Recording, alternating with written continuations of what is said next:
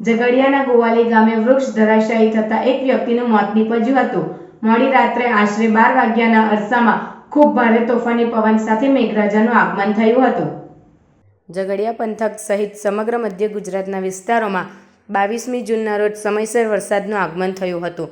મોડી રાત્રે આશરે 12 વાગ્યાના અરસામાં ખૂબ ભારે તોફાની પવન સાથે મેઘરાજાનું આગમન થવા પામ્યું હતું. ભારે પવનના પગલે નાનું મોટું નુકસાન પણ ઝઘડિયા પંથકમાં થવા પામ્યું હતું.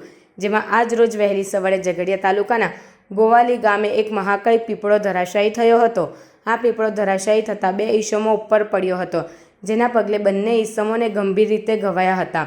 ઘવાયેલ દીપક રેવાદાસ વસાવા તથા રમેશ ઈશ્વરભાઈ વસાવા બંનેને 108 એમ્બ્યુલન્સ મારફતે સારવાર હેઠળ ખસેડવામાં આવ્યા હતા.